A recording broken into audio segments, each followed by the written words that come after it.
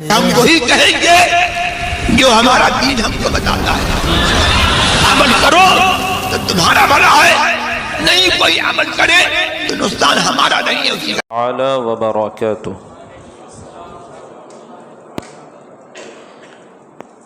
نحمده ونصلي ونسلم على رسوله الكريم اما بعد فاعوذ بالله من الشيطان الرجيم بسم الله الرحمن الرحيم.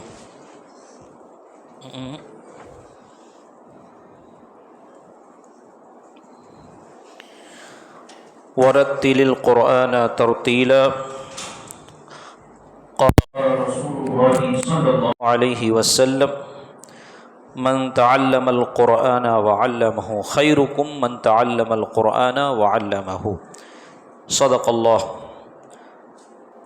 الله العلي العظيم وصدق رسوله النبي الأمين المتين الكريم ونحن على ذلك لمن الشاهدين والشاكرين والحمد لله رب العالمين. رب اشرح لي صدري ويسر لي أمري واحلل عقدة من لساني يفقهوا قولي. ان اللہ وملائکته یصلون علی النبی یا ایہا الذین آمنوا صلوا علیہ وسلموا تسلیما. اللہم صل علی سیدنا ومولانا محمد معدن الجود والکرم وآلہ وبارک وسلم صلاة وسلاما علیک یا رسول اللہ صلی اللہ تعالی علیہ وبارک وسلم تسلیما دائما ابدا. عزیزان ملت اسلامیہ، رفیقان گرامی، گزشتہ کچھ ہفتوں سے آپ نے بیع و شراء یعنی خرید و فروخت سے متعلق قرآن کی آیت کریمہ، اس کا ترجمہ اور احادیث کریمہ اور اس کی کچھ تفصیل اور تشریح آپ نے سماعت فرمائی. اور اس کے بعد یہ بہار شریعت کا 16واں حصہ ہے جس کو اسلامی اخلاق و آداب سے بھی منسوب کیا جاتا ہے، اور مستقل ایک اس 16ویں حصے کو نکال کر ایک کتاب کی تشکیل دی گئی ہے جس کا نام اسلامی اخلاق و آداب ہی رکھا گیا اور مدارس میں چلائی بھی جاتی ہے. اس میں جب بیان آیا خرید و فروخت سے متعلق تو میں نے اسے موقوف کر کے اس کی جگہ بزنس سے متعلق کچھ آیتیں اور احادیث آپ کو سنائی. اس کے بعد اس میں انہوں نے باب باندھا ہے قرآن مجید پڑھنے کے فضائل، کہ قرآن پڑھنے کی فضیلت کیا ہے. اور اتفاق سے ہمارے سنیچر کے درس میں نماز کے فرائض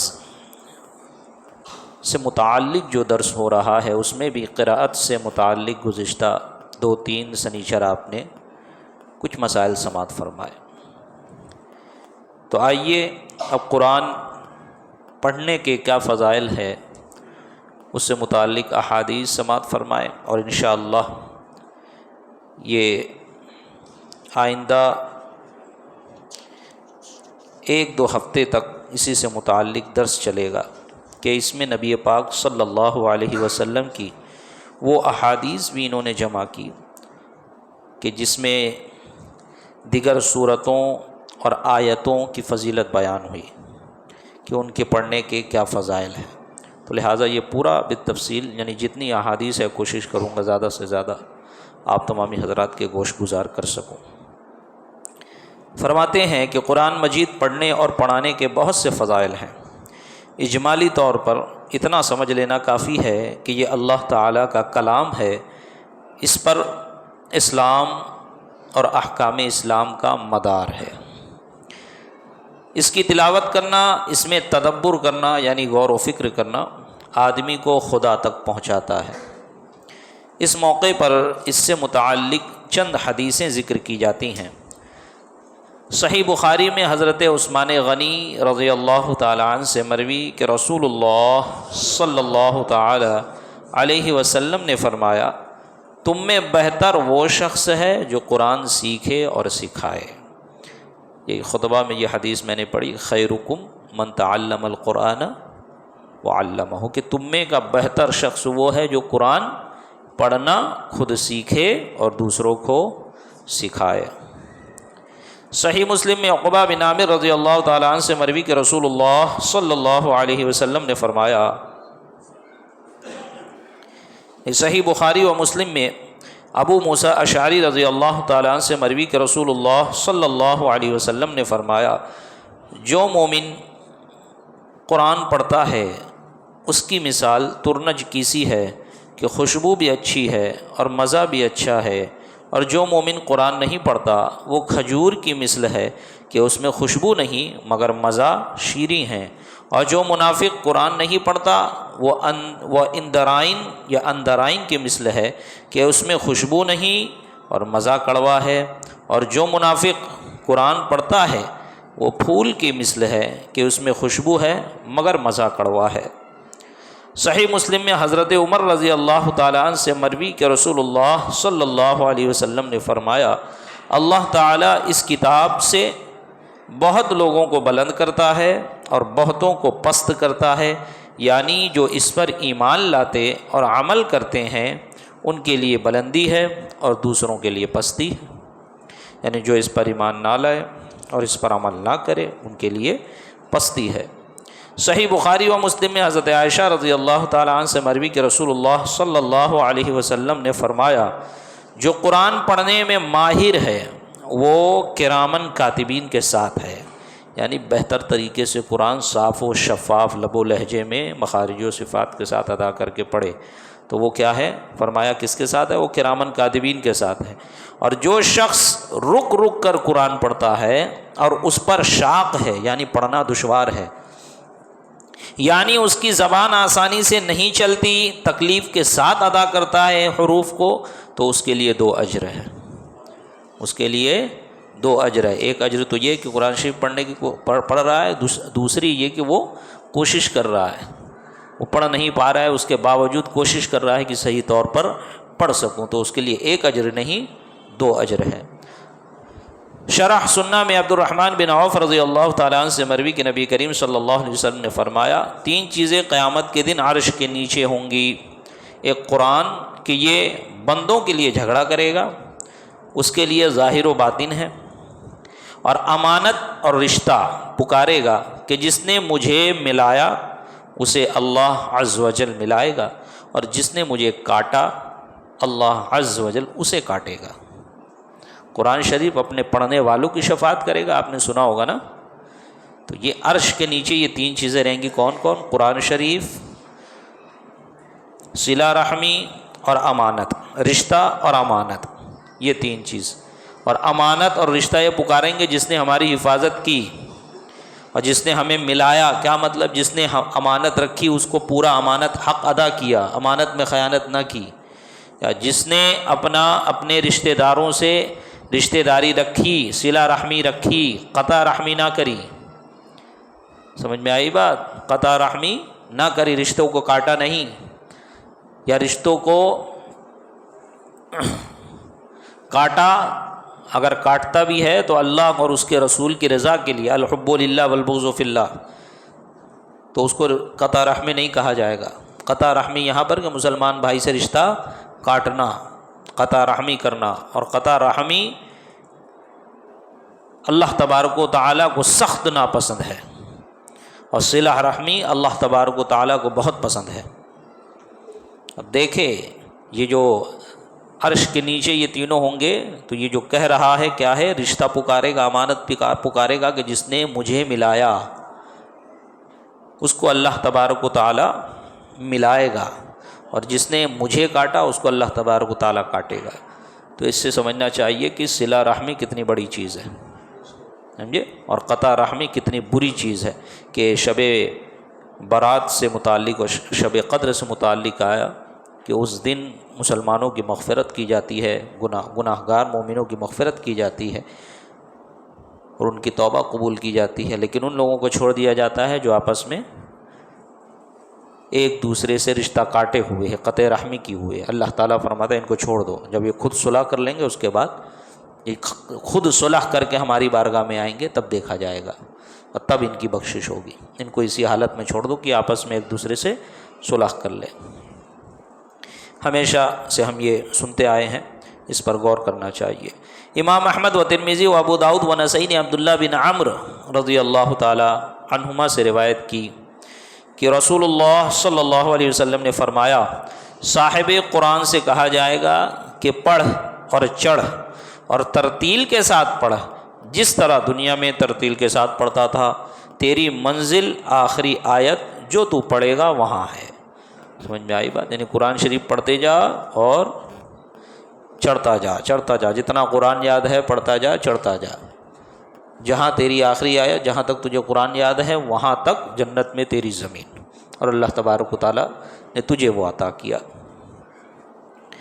ترمذی و دارمی نے ابن عباس رضی اللہ تعالی عنہما سے روایت کی کہ رسول اللہ صلی اللہ علیہ وسلم نے فرمایا، جس کے جوف میں کچھ قرآن نہیں وہ ویرانہ مکان کی مثل ہے. جوف مطلب، جوف کا معنی عموماً پیٹ ہوتا ہے، یہاں مراد یہ ہے کہ سینہ. سمجھ میں آئی بات؟ کہ سینے میں قرآن کب رہے گا؟ جب یاد رہے گا تبھی رہے گا نا. تو فرمایا جس کے جوف میں کچھ قرآن نہیں وہ ویرانہ مکان کے مثل ہے. اسی لیے مسلمان اپنے بچوں کو بچپن ہی میں سورہ فاتحہ، آیت الکرسی یا 10 سورے وغیرہ یاد کراتے ہیں. کس لیے؟ اسی لیے. سمجھ میں آئی بات؟ اور یہ دیکھیں ماشاءاللہ، یہ اسلام کی ہر بات میں، چھوٹی سے چھوٹی بات میں اس کی حقانیت کا اظہار ملے گا.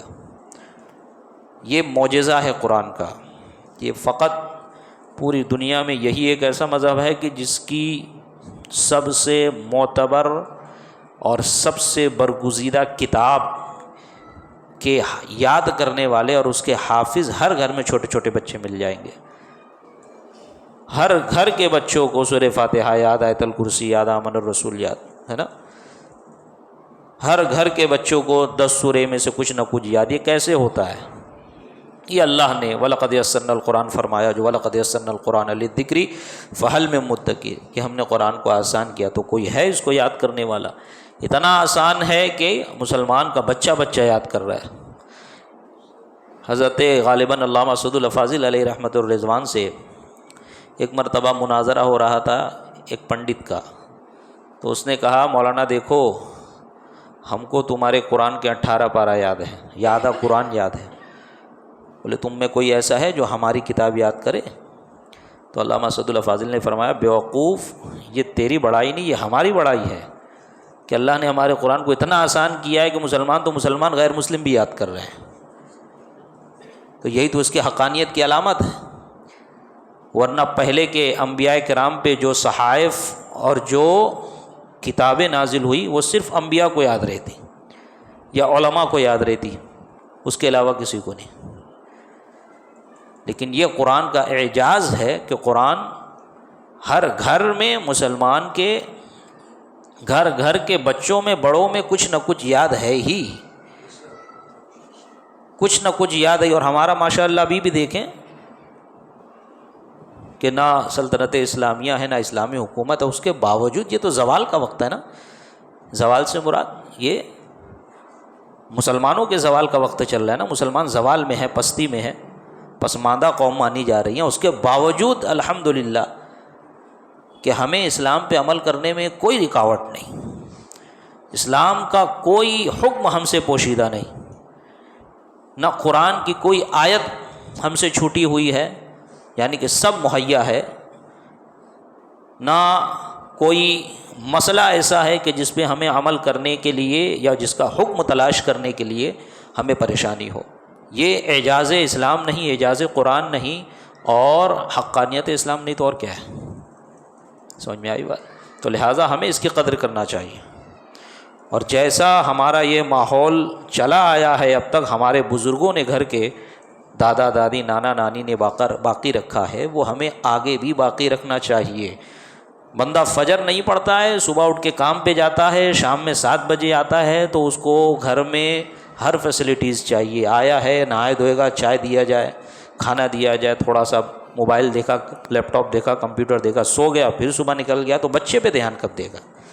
تو کہاں سے اس کو سورہ فاتحہ یاد ہوگی، کہاں سے اس کو آیت الکرسی یاد ہوگی، کہاں سے اس کو آمن الرسول یاد ہوگا؟ کچھ یاد نہیں ہوگا۔ نائٹ ڈیوٹی کر رہے ہیں آپ تو نائٹ میں نکل گئے، صبح کے سو رہے ہیں تو عصر تک سو رہے ہیں۔ جہاں اسلام نے، قرآن نے، کتاب اللہ نے، سنت رسول اللہ نے یہ حکم دیا کہ رزق حلال تلاش کرو، تو وہاں پہ یہ حکم بھی تو دیا ہے نا، جب حقوق اللہ کی باری آئے اسے بھی ادا کرو۔ گزشتہ ہفتہ ہی آپ نے سماعت فرمایا۔ تو یہ خرابی کی وجہ لوگ آسانی سے ڈال دیتے، ہمارے علماء نہیں بتاتے، ہمارے ائمہ نہیں بتاتے۔ ارے کوئی کرنے والا، بھائی تو اپنی ذمہ داری ادا کرنا۔ تیری بیوی کا خرچہ تیرے ذمے ہے، محلے والے کے ذمے نہیں ہے، مسجد کے امام کے ذمے نہیں ہے۔ تیرے والدین اگر نادار ہیں، پیسہ نہیں کما سکتے تو تیرے ذمے ہیں ان کو کھلائے۔ تیرے بچے ہیں تو تیرے ذمے ہیں کہ ان کو کھلائے پلائے پڑھائے، ان کی تربیت کرے۔ اور اسلام کے معاملے میں ہمارا ذہن الٹا ہے۔ اسکول کے معاملے میں ہم لاکھوں خرچ کر دیتے ہیں، صرف بھیجتے ہیں، باقی پڑھاتے بھی خود ہیں، ڈریس بھی خرید کے دیتے ہیں، بستہ بھی خرید کے دیتے ہیں، کتابیں بھی خرید کے دیتے ہیں، اور تعلیم بھی خریدنے کے لیے دوسری جگہ جاتے ہیں۔ بس 10 سال 12 سال بعد وہاں سے سرٹیفکیٹ لیتے ہیں۔ آج یہی چل رہا ہے نا، آج یہی چل رہا ہے۔ جگہ جگہ لوگ اس کے خلاف تحریکیں چلا رہے ہیں، لیکن اسلام کے خلاف اگر بچہ نہیں پڑھتا ہے تو عالم کی غلطی ہے، بچہ نہیں پڑھتا ہے تو مولانا کی غلطی، پڑھا نہیں ہے صحیح سے۔ یہی بات آپ کے اندر اتنی ہمت نہیں ہے اسکول میں جا کے کہہ سکے، کیوں؟ کیونکہ آپ کے بچوں کو نکال دیا جائے گا پھر۔ یہ دنیا داری ہے۔ اور آج جو ہمارے بچوں کے اندر قرآنی تعلیم حاصل کرنے کا جذبہ نہیں ہے، تو اس کے پیچھے کہیں نہ کہیں وجہ ہم ہیں۔ یہ تو بچے ہیں نا، ان کو جیسا سکھایا جائے گا ویسا سیکھیں گے۔ ان کو جیسی تعلیم دی جائے گی، جیسی تربیت دی جائے گی، گھر کا جیسا ماحول دیا جائے گا وہ وہی سیکھے گا۔ جو دیکھے گا وہ کرے گا، چاہے اس کے خلاف آپ کتنا اس کو ڈانٹ ڈپٹ کر دو، خود نہیں سدھرو گے تو آپ کا بچہ بھی نہیں سدھرنے والا۔ آگے سماعت فرمائے۔ ترمذی و دارمی نے ابو سعید رضی اللہ تعالیٰ عنہ سے روایت کی کہ رسول اللہ صلی اللہ علیہ وسلم نے فرمایا، اللہ تعالیٰ فرماتا ہے، جس کو قرآن نے میرے ذکر اور مجھ سے سوال کرنے سے مشغول رکھا، جس کو قرآن نے میرے ذکر، یعنی صرف قرآن شریف پڑھ رہا ہے، اس کے علاوہ اور کوئی ذکر و اذکار نہیں کر رہا ہے، فرائض ادا کرنے کے بعد صرف قرآن شریف پڑھ رہا ہے اور کوئی ذکر و اذکار نہیں کر رہا ہے، اور نہ اللہ سے دعا کر رہا ہے، اللہ سے دعا مانگنے کا بھی اس کے پاس وقت نہیں ہے، صرف قرآن شریف پڑھ رہا ہے، تو اللہ تعالیٰ فرماتا ہے، جس کو قرآن نے میرے ذکر اور مجھ سے سوال کرنے سے مشغول رکھا، اسے میں اس سے بہتر دوں گا جو مانگنے والوں کو دیتا ہوں۔ اور کلام اللہ کی فضیلت دوسرے کلاموں پر ویسی ہی ہے جیسی اللہ عز و جل کی فضیلت اس کی مخلوق پر ہے۔ اللہ تبارک و تعالیٰ کی فضیلت، اس کی عظمت کہاں اور کہاں اس کی مخلوق؟ سمجھ میں آ رہی بات؟ اور یہ اس طرح کی روایت فتاوی رضویہ میں سید سرکار اعلیٰ حضرت نے درود شریف سے متعلق بھی نقل فرمائی کہ جو قرآن شریف اور درود شریف پڑھتا رہتا ہے، اس کے علاوہ اور کچھ نہیں کرتا، تو اللہ تعالیٰ اس کو وہ بھی عطا فرماتا ہے جو اگر وہ دعا مانگتا تو نہ مانگ پاتا، یا وہ بھی عطا فرماتا ہے جو اس کی خواہش نہیں ہے، اس کے خواہش کے سوا عطا فرماتا ہے، اتنا عطا فرماتا ہے۔ تو لہٰذا اولاً 5 وقتہ نماز کی پابندی کریں، اور اس کے ساتھ ہی ساتھ کم سے کم 1 رکوع پڑھنے کی عادت ڈالیں۔ اگر قرآن شریف کی تلاوت کرنے کے لیے وقت نکالنا چاہتے ہیں، ذکر و اذکار کے لیے وقت نکالنا چاہتے ہیں، اگر آپ دلائل الخیرات پڑھنا چاہتے ہیں، مجموعہ وظائف پڑھنا چاہتے ہیں، دیگر سورت پڑھنا چاہتے ہیں، شجرہ شریف پڑھنا چاہتے ہیں، اس کے لیے سب سے بہتر وقت ہے فجر کے بعد۔ اور ابھی دیکھیں یہ جو ٹھنڈی کا مہینہ ہوتا ہے، ابھی وقت بڑھتا جا رہا ہے۔ ابھی ہماری مسجد میں 6:45 لاسٹ ٹائم رہے گا جماعت کا، 6:15 بجے اذان ہوگی، اور 7:15 7:16 7:17 یہ لاسٹ وقت ہوتا ہے، آخر وقت ہوتا ہے، اس سے آگے نہیں جاتا طلوع آفتاب۔ آپ آرام سے 10 بجے 12 بجے بھی سو جائیں گے، 6 گھنٹے میں نیند ہو جائے گی۔ فجر سے پہلے ہی اٹھ کے آپ ذکر و اذکار کر سکتے ہیں، تلاوت کر سکتے ہیں، تہجد پڑھ سکتے ہیں، اور اس کے بعد مسجد میں آ کے نماز پڑھ سکتے ہیں، نماز کے بعد ذکر کر سکتے ہیں۔ سمجھ میں آئی بات؟ اب اتنی بات آ گئی تو ایک بات اور عرض کر دوں کہ فجر کے وقت جتنے بھی آپ دیکھیں برکت کے وظیفے ہوں، سب کا تعلق اکثر و بیشتر کا فجر کے وقت رہے گا، صبح صادق یا طلوع آفتاب سے پہلے۔ جتنے لوگ پریشان رہتے ہیں حضرت رزق میں برکت نہیں ہے، نوکری نہیں لگ رہی ہے، ان سے پوچھا جائے نماز پڑھتے ہیں؟ ہاں حضرت پڑھتا ہوں، فجر پڑھتے ہیں، کبھی کبھی چھوٹ جاتی ہے، کبھی کبھی چھوٹ جاتی ہے۔ تو فجر پڑھنے کی پابندی کرے، یوں تو 5 وقت کی پابندی کرے، لیکن 4 وقت کی پابندی آسان ہے نا، بندہ جاگ رہا ہوتا ہے، وقت بھی بڑا ہوتا ہے، لمبا ہوتا ہے۔ فجر کی پابندی کرے، اور فجر میں کوشش کریں کہ صبح صادق کے وقت، اگر صبح صادق کے وقت نہیں تو سنت سے پہلے نہ ہو سکے تو سنت اور فجر کے درمیان، اگر یہ بھی نہ ہو سکے تو فجر کی نماز کے بعد طلوع آفتاب سے پہلے نبی پاک صلی اللہ علیہ وسلم نے فرمایا جو شخص 100 مرتبہ سبحان اللہ و بحمدہ سبحان اللہ العظیم و بحمدہ استغفر اللہ پڑھے گا، اللہ تعالیٰ اس کے رزق میں برکت عطا فرمائے گا۔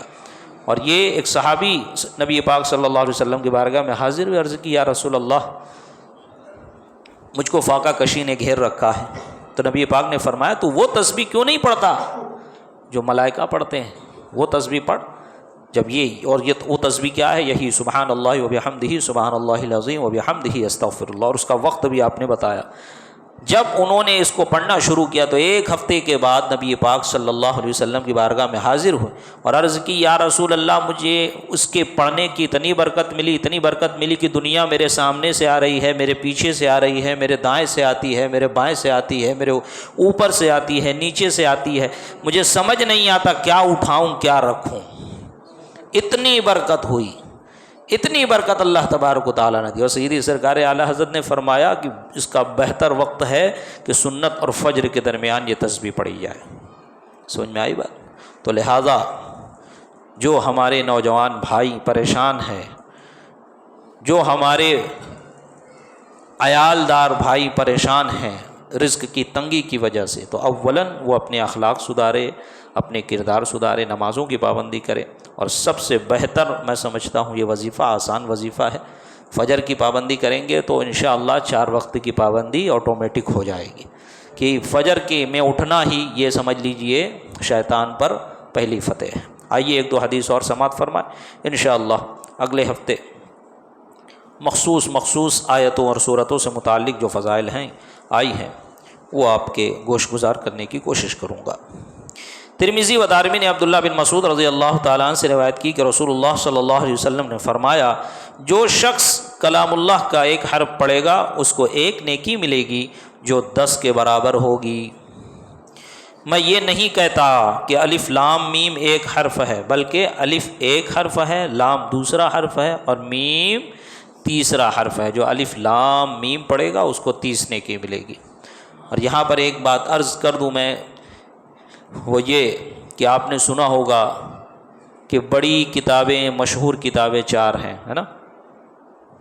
توریت، زبور، انجیل، قرآن، اور اس میں سب سے افضل قرآن ہے۔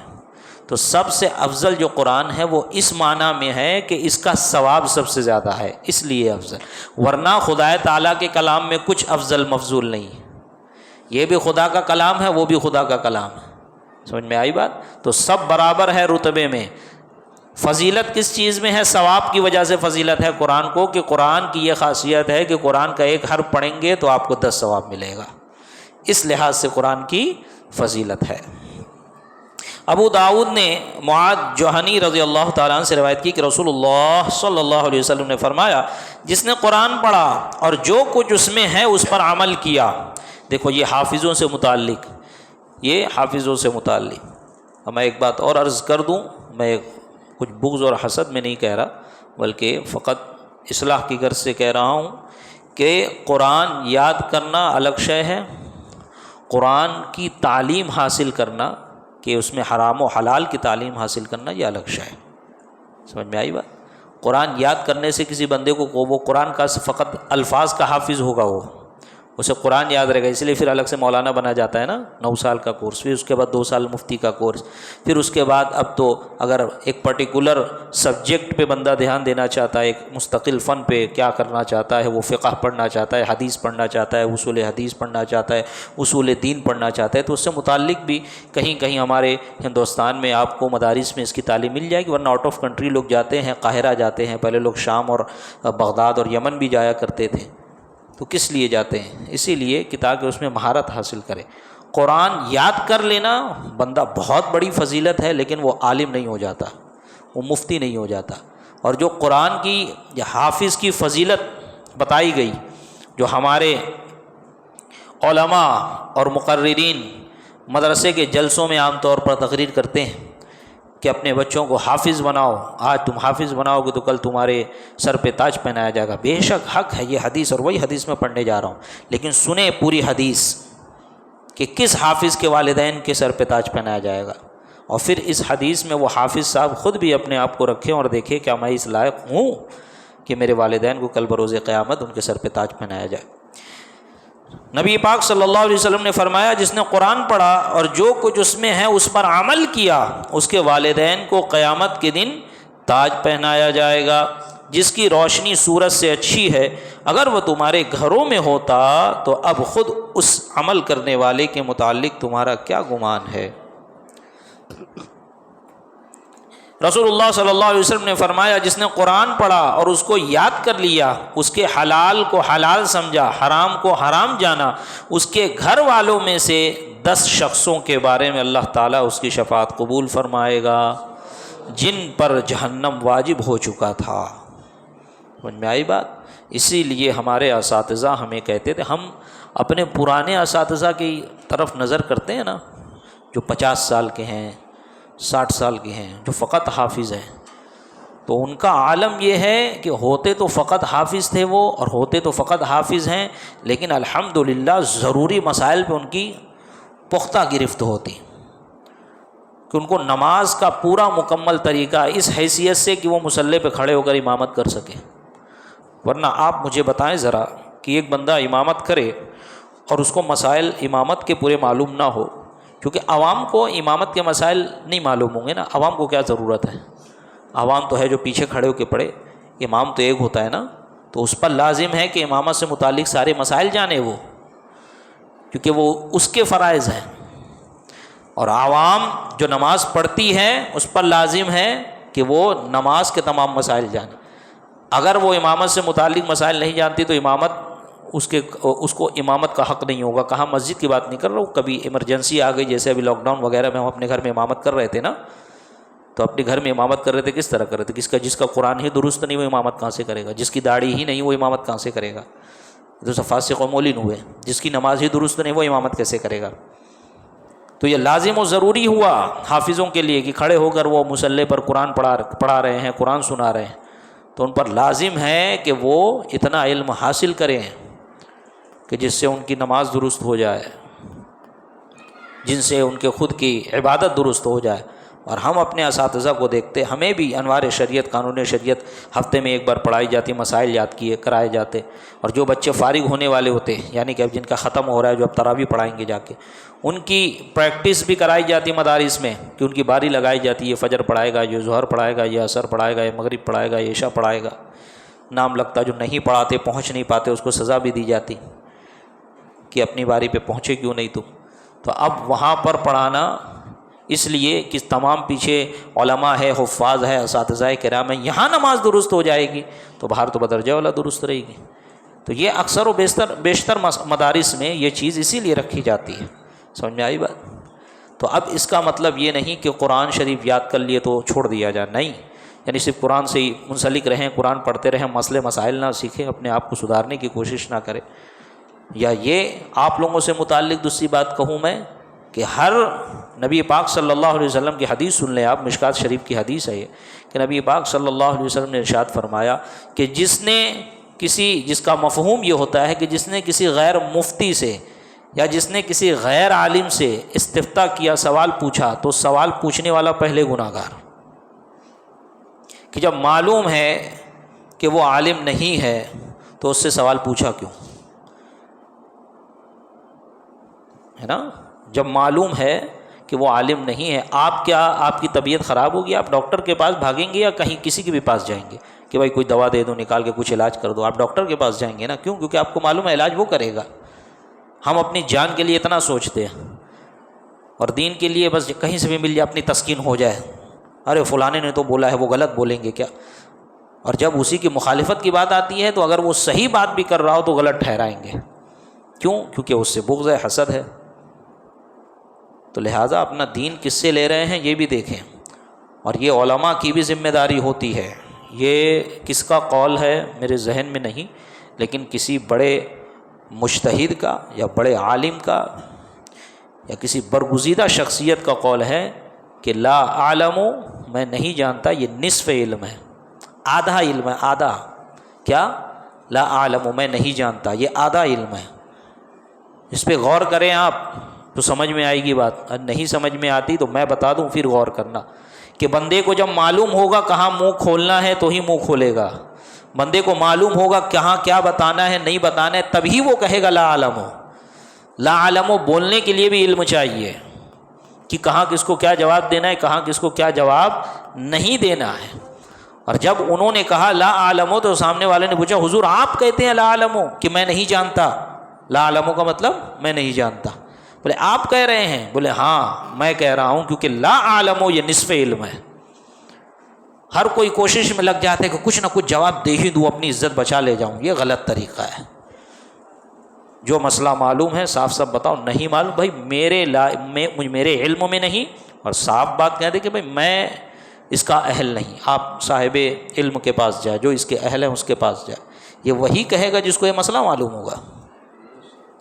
تو ہماری عوام کو بھی چاہیے، آپ لوگوں کو بھی چاہیے کہ مسئلہ انہی سے پوچھے۔ آئے دن اس طرح کے میں 3 سال کے قریب ہو گئے، مجھے جنوری میں 3 سال ہو جائے گا، نہ جانے کتنے مسائل میرے سامنے ایسے ہیں، اور جب پوچھا جائے تو حوالہ اسی لوگ کا دیتے ہیں۔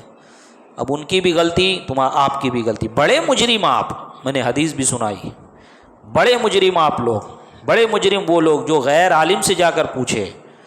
یہ مشکات شریف کی حدیث ہے، اگر کسی کو چاہیے تو میں کھول کے دکھا سکتا ہوں، اور غالباً یہ حضرت عمر رضی اللہ تعالیٰ عنہ سے مروی ہے، اور مشکات کی حدیث ہے، اس کو میں نے اپنے زمانے طالب علم میں بھی پڑھا ہے۔ تو لہٰذا آپ تمامی حضرات سے گزارش ہے کہ علم کہاں سے حاصل کر رہے ہیں، کس سے حاصل کر رہے ہیں، کس سے مسئلہ پوچھنا ہے نہیں پوچھنا ہے، اس بات کا بھی خاص خیال رکھیں، کیونکہ دین ہے یہ۔ ہم اپنی جان کا اتنا خیال رکھتے ہیں جو آج نہیں تو کل تو مرنا ہی ہے، قبر مٹی کے نیچے جانا ہی ہے، زمین کے نیچے جانا ہی ہے، اور لے کے جائیں گے وہاں روح نہ کل آپ کی مری تھی، نہ آج آپ کی مری ہے، نہ کل آپ کی مرے گی، صرف عالم بدلے گا، پہلے عالم ارواح میں تھے، پھر عالم اجساد میں آئے، پھر عالم برزخ میں جائیں گے، روح وہاں بھی تھی، یہاں بھی ہے، وہاں بھی رہے گی، ٹھیک ہے؟ تو اپنے دین کا خیال رکھیں، روحانیت کا خیال رکھیں، جتنے دین میں مختہ بننے کی کوشش کریں گے اتنی اللہ تبارک و تعالیٰ آپ کی روح میں تازگی بخشے گا اور آپ کو روحانیت عطا ہوگی۔ اللہ تبارک و تعالیٰ کی بارگاہ میں دعا ہے، رب تبارک و تعالیٰ ہم تمام کو صحیح طور پر علم حاصل کرنے کی توفیق عطا فرمائے، اس پر عمل کی توفیق عطا فرمائے۔ مولا کریم ہمارے اس درس کے محفل کو اپنے بارگاہ میں قبولیت کا درجہ عطا فرمائے۔ مولا کریم یہاں پر جو کچھ درس ہوا اسے یاد رکھنے، اس کو دوسروں تک پہنچانے کی توفیق رفیق عطا فرمائے۔ مولا کریم ہم سب کو روزانہ تلاوت کلام پاک کا شرف بخشے اور توفیق رفیق عطا فرمائے، روزانہ تلاوت کی توفیق عطا فرمائے۔ مولا کریم کہنے سننے میں، احادیث بیان کرنے میں کسی قسم کی کوئی خامی، کوئی غلطی، کوئی بے ادبی ہو گئی تو اپنے فضل سے اسے معاف فرمائے۔ استغفر اللہ استغفر اللہ استغفر اللہ استغفر اللہ ربی من کل ذنب واتوب الیہ۔